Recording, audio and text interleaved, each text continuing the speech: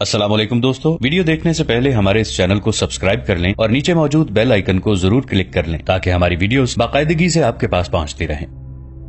ان کی عورتوں اور بچوں کو بھی ساتھ لے آئے تھے، ان پر کوڑے برسائے جا رہے تھے۔ 6 اور 7 جولائی کی درمیانی رات آدھی گزر گئی تھی جب شہر میں ہڑبونگ بپا ہو گئی اور آگ کے شعلے کہیں کہیں سے بلند ہونے لگے۔ تیر ان کھلے قید خانوں میں بھی گرنے لگے۔ ان قیدیوں کے ارد گرد خشک خاردار جھاڑیوں کی گھنی باڑ بچھی ہوئی تھی اور رسیوں کے جال بھی تنے ہوئے تھے۔ رات کو قید خانے کے ارد گرد جگہ جگہ مشعلیں جلا کر رکھ دی گئی تھیں تاکہ قیدیوں پر نظر رکھی جا سکے۔ کسی قیدی نے باہر سے آیا ہوا ایک تیر اٹھا کر مشعل کی روشنی میں دیکھا تو اس نے چلا کر کہا، میں اس تیر کو پہچانتا ہوں، یہ اسلامی فوج کا تیر ہے۔ رسوں کے جال میں سے ایک تیر سنسناتا آیا جو اس قیدی کے سینے میں اتر گیا۔ یہ کسی صلیبی سنتری نے اس مسلمان کو خاموش کرانے کے لیے چلایا تھا۔ شہر جاگ اٹھا۔ شہر اور قلعے کی دیواروں پر بھاگ دوڑ اور شور میں اضافہ ہوتا جا رہا تھا اور کمانوں سے تیر نکلنے کی آوازیں بڑھتی جا رہی تھیں۔ باہر اللہ اکبر کے نعرے گرجنے لگے تھے۔ دھمک دھمک کی آوازیں بھی سنائی دینے لگی تھیں۔ یہ بڑے بڑے پتھر تھے جو سلطان ایوبی کی فوج کی منجنیقیں دیوار کے کسی ایک مقام پر پھینک رہی تھیں۔ یہ سلطان صلاح الدین ایوبی کا محاصرہ تھا جو محاصرہ کم اور یلغار زیادہ تھی۔ شہر میں آگ پھینکنے والی منجنیقوں کے علاوہ در دروازوں اور دیوار پر وزنی پتھر پھینکنے والی بڑی منجنیقیں بھی استعمال کی جا رہی تھیں۔ بلند مچانے ساتھ لائی گئی تھیں۔ ہر ایک مچان میں 10 اور 20 تک سپاہی کھڑے ہو سکتے تھے۔ ان کے نیچے پہیے تھے، انہیں گھوڑے یا اونٹ کھینچتے تھے۔ یہ متحرک مچانے دیوار تک لے جائی جاتی تھیں مگر صلیبی شہر کے دفاع میں بے جگری سے لڑ رہے تھے۔ شہری بھی اپنی فوج کے دوش بدوش لڑ رہے تھے۔ وہ سلطان ایوبی کی متحرک مچانوں پر تینوں کی بوچھاڑیں مار کر مسلمان سپاہیوں کو ختم کر دیتے تھے۔ بعض مچانیں جو دیوار کے قریب چلی گئی تھیں ان پر صلیبیوں نے جلتی ہوئی مشعلیں پھینکی اور آتش گیر سیال کی ہانڈیاں پھینک کر انہیں جلا ڈالا۔ اندر قیدی کیمپ میں اب یہ کیفیت تھی کہ ہزارہ قیدی ایک ہی آواز میں لا الہ الا اللہ کا بلند ورد کر رہے تھے۔ عورتوں نے جھولیاں پھیلا رکھی تھیں اور بہتے آنسوؤں سے مردوں کے ساتھ آواز ملا کر کلمہ شریف کا ورد کر رہی تھیں۔ پھر کسی نے بلند آواز سے کہا، نصر من اللہ و فتح قریب۔ فوراً ہی تمام مردوں، عورتوں اور بچوں کی آوازیں ایک آواز بن گئیں جو جنگ کے شور و غل سے زیادہ بلند تھیں اور سارے شہر میں سنائی دے رہی تھیں۔ 2-3 سنتری اندر آ گئے۔ وہ قیدیوں کو خاموش کرانے کی کوشش کرنے لگے۔ 3-4 جوشیلے جوان اٹھے اور سنتریوں پر ٹوٹ پڑے۔ اچانک پھاٹک کھلا تھا۔ باقی قیدی باہر کو دوڑے مگر تیروں کی بوچھاڑ نے آگے آنے والوں کو گرا دیا۔ پھر گھوڑے سر پر دوڑتے آئے۔ سواروں کے ہاتھوں میں برچیاں تھیں۔ قیدی اندر کو بھاگے اور جو پیچھے رہ گئے تھے وہ سواروں کی برچیوں سے شہید ہو گئے۔ فرار کامیاب نہ ہو سکا۔ عورتیں اور بچے اللہ کے حضور سجدے کرنے لگے اور پھر سب ہی ایک آواز میں کلام پاک کا ورد کرنے لگے۔ رات بھر سلطان ایوبی کے جانباز جیش دیوار تک پہنچنے اور شگاف ڈالنے یا سرنگ کھودنے کے لیے آگے بڑھتے رہے اور اوپر سے صلیبی ان پر تیر، پتھر اور آگ پھینکتے رہے۔ سلطان ایوبی بے درگ قربانی دے رہے تھے۔ شہر کی دیوار کے ایک مقام پر پڑی منجنیقوں سے وزنی پتھر مارے جا رہے تھے۔ صبح طلوع ہوئی تو دیوار پر ہر طرف اکرا کے شہری اور فوجی مکھیوں کی طرح نظر آ رہے تھے۔ وہ تیر برسا رہے تھے۔ یہ بھی نظر آیا کہ دیوار ایک جگہ سے پھٹ رہی تھی۔ سلطان ایوبی گھوڑے پہ سوار ذرا پیچھے کھڑے دیکھ رہے تھے۔ انہوں نے حکم دیا کہ جہاں سے دیوار پھٹ رہی ہے اس کے اوپر اور دائیں بائیں سے دشمن پر تیروں کا می برسا دو۔ انہوں نے دوسری طرف سے بھی تیر انداز بلا کر اسی مقام پر مرکوز کر دیے۔ انہوں نے سرنگیں کھودنے والے جیش سے کہا کہ دوڑ کر دیوار تک پہنچے۔ جانبازوں کا جیش پہنچ گیا۔ دیوار کے اوپر اتنے زیادہ اور اتنے تیز تیر برسائے جا رہے تھے کہ اوپر والوں کے لیے سر اٹھانا محال ہو گیا تھا۔ جانبازوں نے دیوار میں اتنا شگاف ڈال لیا جس میں سے 2 آدمی بیک وقت گزر سکتے تھے۔ سپاہیوں میں اس قدر جوش و خروش تھا کہ وہ حکم کے بغیر شگاف کی طرف اٹھ دوڑے اور ایک دوسرے کے پیچھے اندر چلے گئے۔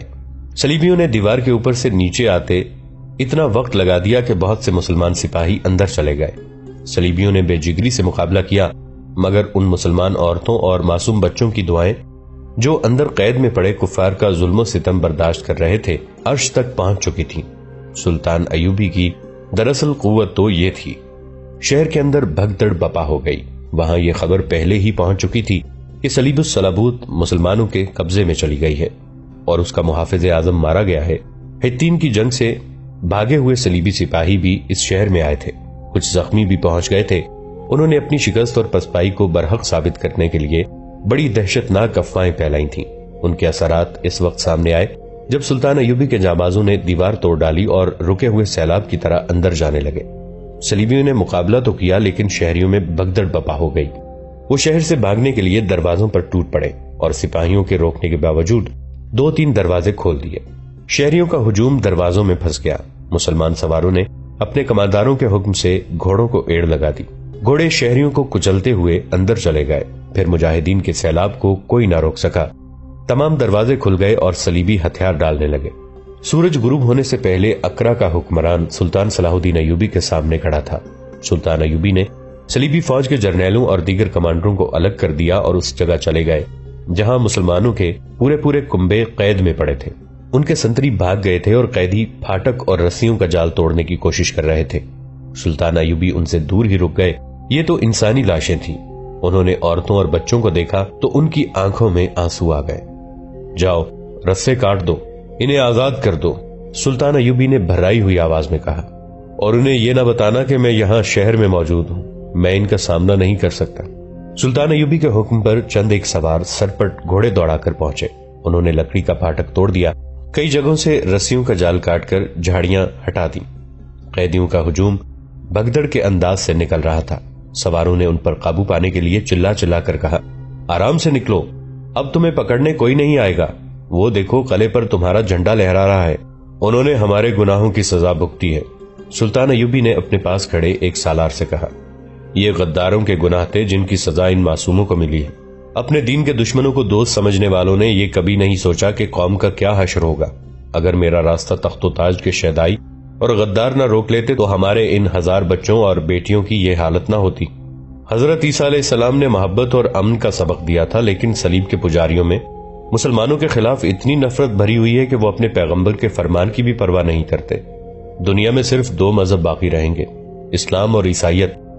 اگر ہم نے دل سے دنیا کی چھوٹی لذتوں کو نہ نکالا تو عیسائیت ہماری اس کمزوری سے اسلام کا خاتمہ کر دے گی۔ سلطان ایوبی اس جگہ گئے جہاں صلیبی جرنیل اور دیگر کمانڈر الگ کھڑے تھے۔ انہوں نے کہا، ان سب کو ساحل پر لے جاؤ اور سب کو قتل کر کے سمندر میں پھینک دو۔ دوسرے جنگی قیدیوں میں سے چھانٹی کر لو، جنہیں زندہ رکھنا چاہتے ہو انہیں دمشق بھیج دو اور باقی سب کو ختم کر دو۔ کسی نے حتّے شہری پر ہاتھ نہ اٹھانا۔ ان میں سے جو شہر سے جانا چاہتے ہیں انہیں مت روکو، جو یہاں رہنا چاہتے ہیں انہیں عزت سے رہنے دو۔ 8 جولائی 1187 عیسوی اقرا پر مکمل قبضہ ہو چکا تھا۔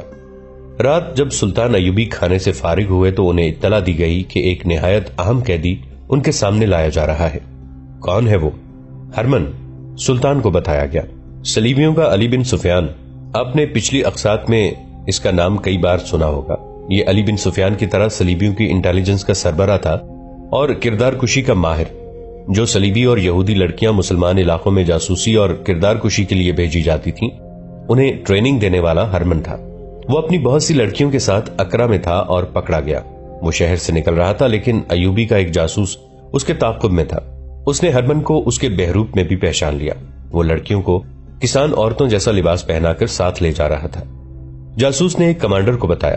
کماندار نے 2-3 سپاہیوں کے ساتھ ہرمن اور اس کے زنانہ قافلے کو گھیر لیا۔ ہرمن لڑکیوں کے علاوہ اپنے ساتھ سونا بھی لے جا رہا تھا۔ اس نے لڑکیاں کماندار اور اس کے سپاہیوں کے سامنے کھڑی کر دیں اور سونا ان کے آگے رکھ کر بولا، جسے جو لڑکی پسند ہے لے لے اور یہ سونا بھی آپس میں بانٹ لو۔ مجھے تمہاری لڑکیاں پسند ہیں، کماندار نے کہا، اور میں سارا سونا لے لوں گا، تم بھی میرے ساتھ چلو۔ وہ ان سب کو ساتھ لے آیا اور ان سب کو سونے سمیت سلطان ایوبی کے ذاتی عملے کے حوالے کر دیا۔ ہرمن سلطان ایوبی کے لیے اہم اور قیمتی قیدی تھا۔ اسے سلطان ایوبی کے کمرے میں داخل کر دیا گیا۔ تم میری زبان جانتے ہو ہرمن، سلطان ایوبی نے کہا، اس لیے میری زبان میں بات کرو۔ میں تمہارے فن اور تمہاری دانش مندی کا اعتراف کرتا ہوں۔ تمہاری قدر جتنی میں کر سکتا ہوں اتنی تمہارے حکمران نہیں کر سکے۔ میں تمہارے ساتھ کچھ باتیں کرنا چاہتا ہوں۔ اگر آپ مجھ سے باتیں کیے بغیر میرے قتل کا حکم دے دیں تو زیادہ اچھا ہوگا، ہرمن نے کہا۔ اگر مجھے اقرا کی فوج کے جرنیلوں اور کمانڈروں کی طرح قتل ہونا اور میری لاش کو مچھلیوں کی خوراک بننا ہے تو باتیں کرنے سے کیا حاصل؟ تم قتل نہیں ہوگے ہرمن، سلطان ایوبی نے کہا۔ میں جسے قتل کرایا کرتا ہوں اس کی صرف صورت دیکھا کرتا ہوں، اس سے کبھی بات نہیں کی۔ سلطان نے دربان کو بلایا اور اسے کہا کہ ہرمن کو شربت پیش کرے۔ ہرمن کے چہرے پر رونق آ گئی۔ وہ عرب کے اس رواج سے واقف تھا کہ عربی میزبان دشمن کو پانی یا شربت پیش کرے تو اس کا مطلب یہ ہوتا ہے کہ اس نے دل سے دشمنی نکال دی ہے اور اس نے جان بخشی کر دی ہے۔ دربان نے شربت پیش کیا جو ہرمن نے پی لیا۔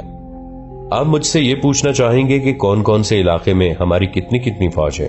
ہرمن نے کہا۔ اور آپ یہ جاننا چاہیں گے کہ ان کے لڑنے کی اہلیت کیسی ہے؟ نہیں، سلطان ایوبی نے کہا، یہ تم مجھ سے پوچھو کہ تمہارے کس علاقے میں کتنی فوج ہے۔ میرے جاسوس تمہارے سینے کے اندر بیٹھے رہے ہیں اور اب مجھے اس کی پرواہ نہیں کہ کہاں کتنی فوج ہے۔ حطین میں تمہاری فوج تھوڑی نہیں تھی، تھوڑی فوج میری تھی، اب اور تھوڑی رہ گئی ہے۔ ارض مقدس سے اب مجھے کوئی فوج نہیں نکال سکتی۔ تم یہ خبر سنو گے کہ صلاح الدین ایوبی مر گیا ہے، پسپا نہیں ہوا۔ اگر آپ کے تمام کماندار اس کماندار کے کردار کے ہیں جو مجھے پکڑ کے لایا ہے، تو میں آپ کو یقین کے ساتھ کہتا ہوں کہ آپ کو بڑی سے بڑی فوج بھی یہاں سے نہیں نکال سکتی۔ ہرمن نے کہا، میں نے اسے جو لڑکیاں پیش کی تھیں انہوں نے آپ کے پتھروں جیسے سالاروں اور قلعہ کو موم کیا اور صلیب کے سانچے میں ڈالا ہے، اور سونا ایسی چیز ہے جس کی چمک آنکھوں کو نہیں عقل کو اندھا کر دیتی ہے۔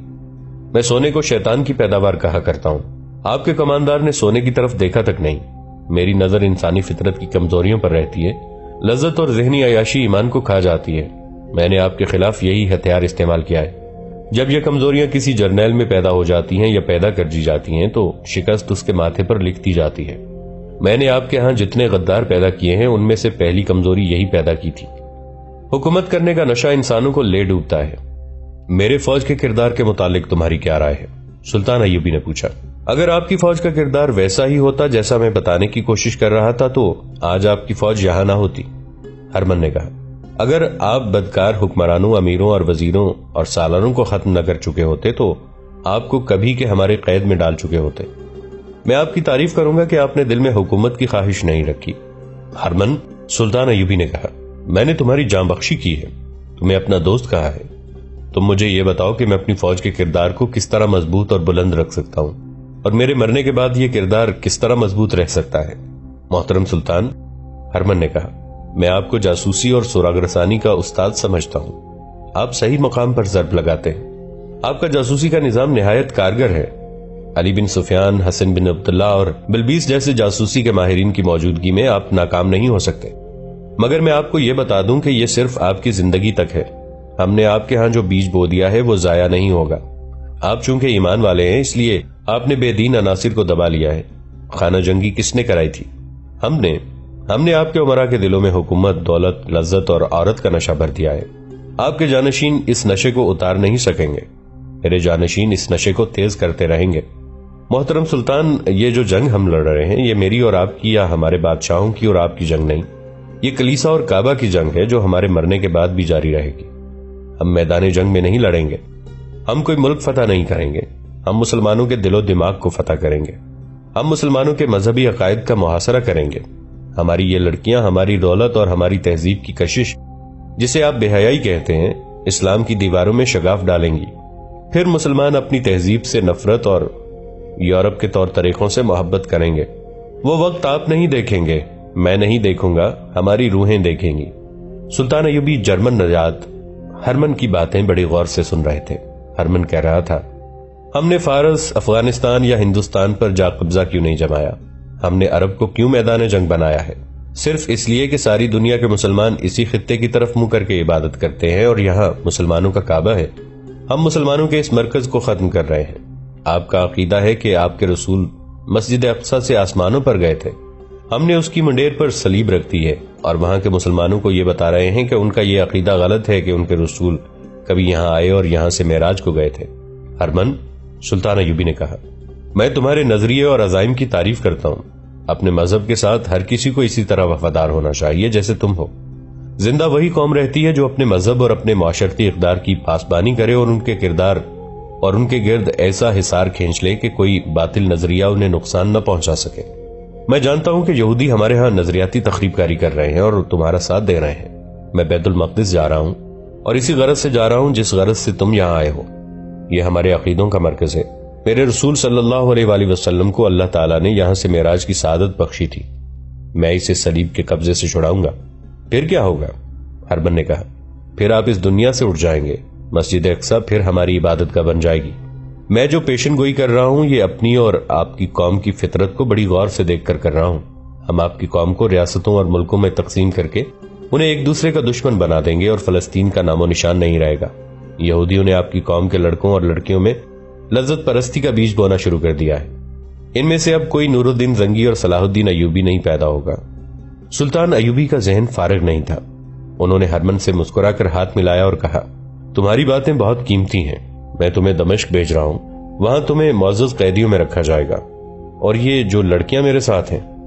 سلطان ایوبی گہری سوچ میں کھو گئے اور کچھ دیر بعد بولے، میں عورتوں کو جنگی قیدی نہیں بنایا کرتا، انہیں قتل کر کے سمندر میں پھینک سکتا ہوں۔ محترم سلطان، یہ بہت ہی خوبصورت لڑکیاں ہیں، ہرمن نے کہا۔ آپ انہیں ایک نظر دیکھیں تو آپ انہیں قتل نہیں کریں گے، قید میں بھی نہیں ڈالیں گے۔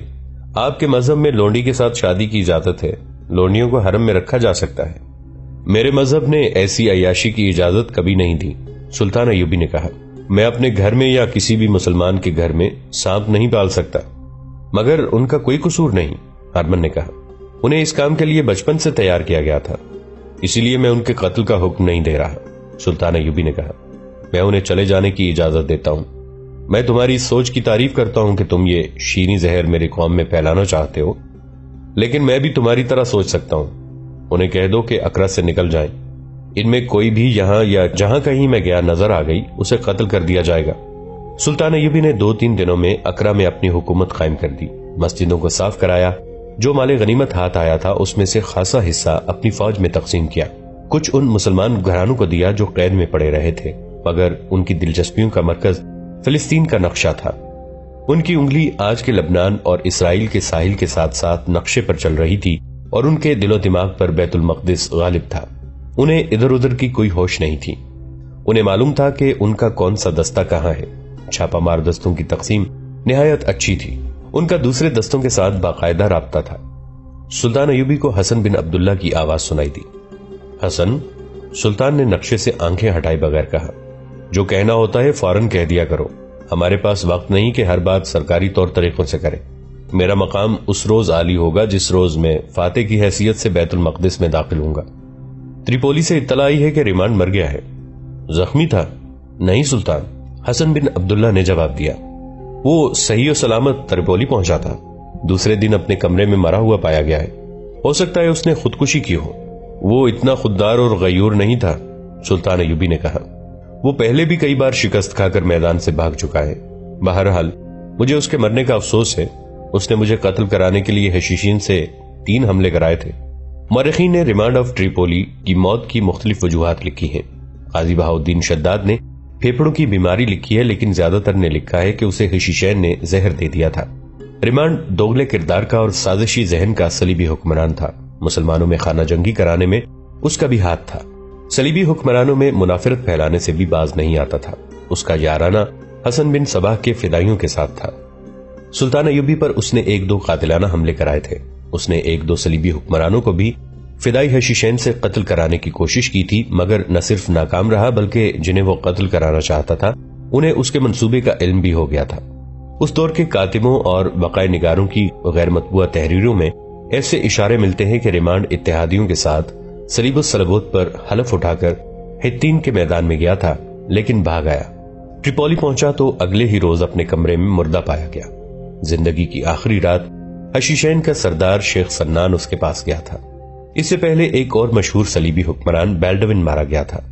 یہ فرنگیوں یعنی فرینکس کا جنگجو بادشاہ تھا۔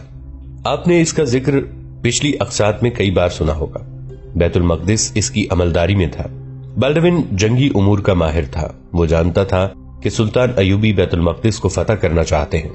بیلڈوین نے بیت المقدس کو بچانے کے لیے یہ اہتمام کیا رکھا کہ اپنی فوجیں مسلمان علاقوں میں گھماتا پھراتا اور لڑاتا رہا، اور یہ اس کی قابلیت کا ثبوت ہے کہ اس نے عز الدین، سیف الدین اور گمگشتگین کو متحد کر کے سلطان ایوبی کے خلاف محاذ آرا کر دیا تھا، اور اس محاذ کو وہ جنگی ساز و سامان، شراب، زر و جواہرات اور حسین لڑکیوں سے مستحکم کرتا رہتا تھا۔ بوڑھا آدمی تھا، جنگ حطین سے چند روز پہلے۔ دوستو، آج کے لیے اتنا ہی۔ اسی کہانی کی اگلی قسط کے ساتھ بہت جلد حاضر ہوں گے۔ نیچے کامنٹ سیکشن میں اپنی رائے کا اظہار ضرور کیجیے گا۔ ہمارے اس چینل کو سبسکرائب کر کے نیچے موجود بیل آئیکن کو بھی ضرور کلک کیجیے گا۔ اگلی ملاقات تک کے لیے ہمارا اور آپ کا اللہ نگہبان۔